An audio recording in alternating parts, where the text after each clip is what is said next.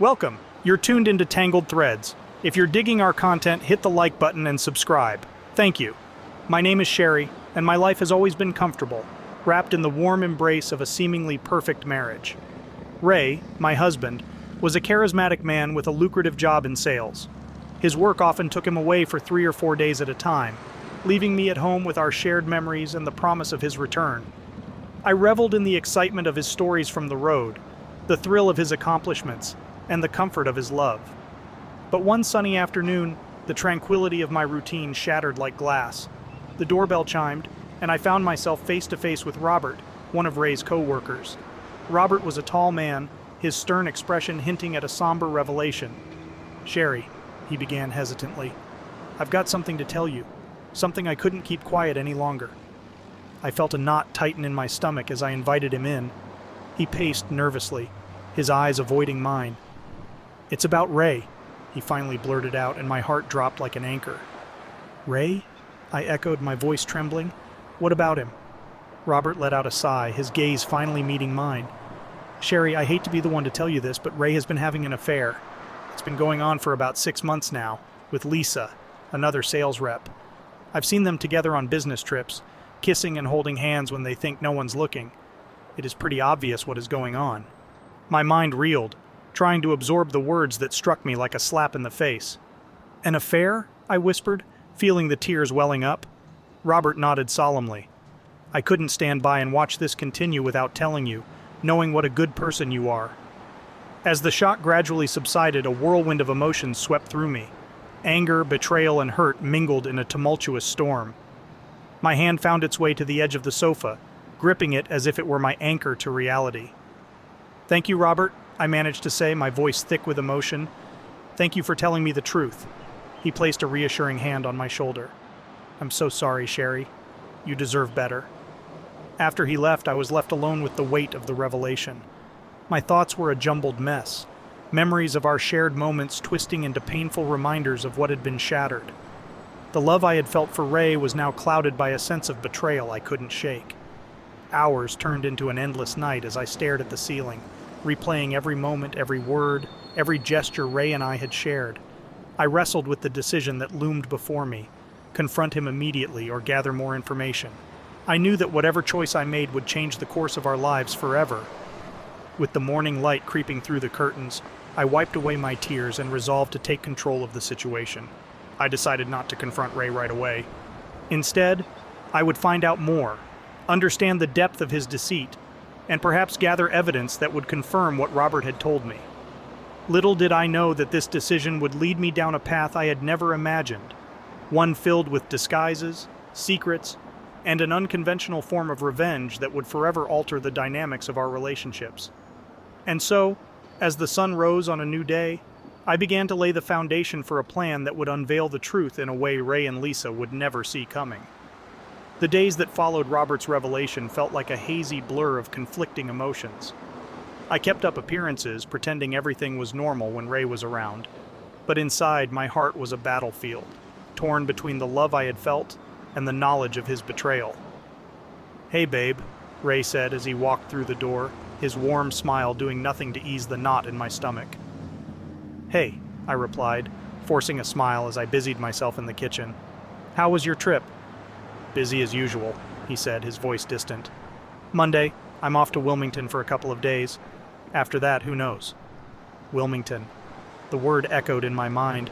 A 2-hour drive away, it was the perfect opportunity to follow him discreetly, to catch him in the act. I suppressed the urge to shudder at the thought of what lay ahead. "That sounds exciting," I said, trying to sound nonchalant. "What's on the agenda there?" Ray shrugged. "Meetings, schmoozing clients, the usual. Why do you ask?" "Just curious," I replied, my heart racing. Monday morning arrived, and Ray left about 9 a.m. I waited until I was certain he was on the road before making my move to avoid suspicion. I booked a rental car, opting for something inconspicuous that wouldn't draw attention. My hair, which had been cut short, posed a problem. I rummaged through my closet, pulling out a long-haired wig that I'd used for a Halloween costume years ago. The thought of wearing it made me feel like a character in a spy movie, but this was no game. My heart pounded as I slipped into the rented car, the disguise wig tucked away in a bag on the passenger seat. The drive felt like an eternity, my mind bouncing between determination and doubt. Could I really pull this off? What if I was caught? But then I'd remind myself of Robert's words and my resolve would harden once again. I arrived in Wilmington around 5 p.m. that evening. I wasn't there 10 minutes when I spotted Ray's car in front of a bar right in the middle of town. I parked my rental car and retrieved my wig. I looked in the mirror and was surprised how different I looked. Feeling quite confident, I proceeded into the bar. Once inside, I quickly glanced around. And then, like a shock to my system, I saw them. Ray and Lisa, seated at a corner table, lost in their own world. My heart pounded in my chest, a strange mix of anger and desperation coursing through my veins. As I sat down at the bar, my heart raced as if it were about to leap out of my chest. This was it. I was here, in the same room as them. Ray wouldn't recognize me, not with this long, dark hair framing my face. I ordered a drink and watched them, my heart sinking as they laughed and shared stories. They leaned in, their faces close, and I clenched my fists. This was the moment. I pulled out my phone and snapped a few incriminating photos, capturing their stolen moments of affection. But as I stared at the photos, a new thought crossed my mind. What if confronting them here wasn't the best idea? What if there was another way to make them pay for what they'd done? My fingers hovered over the send button, but I held back. My heart pounded as I watched them leave the bar, their arms around each other. As they drove away from the bar, I followed them, my mind racing with the decision I was about to make. The plan was changing, evolving into something even more unexpected. As I trailed behind them, I couldn't help but wonder how I'd gotten here. From a cozy marriage to this tangled web of deceit and disguise, my life had taken an unforeseen turn. I followed Ray and Lisa to their destination, a hotel room where their secrets would be hidden no more. The night air was cool and crisp as I stood outside the hotel, my heart pounding in my chest. I watched as Ray and Lisa disappeared into a private hotel room together, a knot forming in my stomach. The evidence was right in front of me, but so was the realization that my marriage was over. I contemplated storming into the hotel room, confronting them in the act. But as I stood there, something inside me held me back. Maybe it was a sudden surge of self-preservation, the realization that no matter what happened next, my marriage was beyond repair. I knew that causing a scene in that hotel room would only lead to more pain and humiliation for me. I turned away from the hotel, my mind racing. My heartache was mingled with a newfound determination. This wasn't just about confronting Ray and Lisa anymore. It was about finding a way to regain control of my life.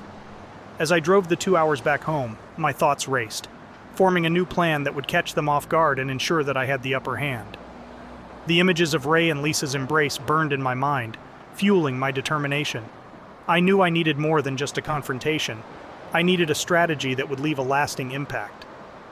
Then suddenly I remembered when my dog had run away a year ago, and how I had put up missing dog posters all over town with his picture on it, and my name and number on it, hoping someone would see him and call me. That paid off because he was quickly found. That gave me a great idea. The next day, my plan began to take shape as I printed out 20 missing dog posters. I searched for my best picture of Ray and Lisa together, a candid moment that captured their intimacy, and had them put on the posters. Beneath their picture, I typed a simple message. Missing. One brown-haired dog about 6 feet tall with brown eyes last seen running with a bitch dog about 5 foot 8 inches tall with blonde hair and blue eyes. They could be found anywhere in this vicinity. If seen, please contact Sherry at 609 West Palm Street. I plastered the posters strategically around town, at the local grocery store, the church, the library, the park, and even on lampposts at busy intersections. Each poster was a silent testament to their betrayal, a mocking reminder of their secret love. I stepped back, looking at the posters with a mixture of satisfaction and melancholy. My plan was set in motion, a web of public exposure that would force them to confront the consequences of their actions. I placed one more poster in a prominent location, Ray and Lisa's main work office. The irony of it all wasn't lost on me.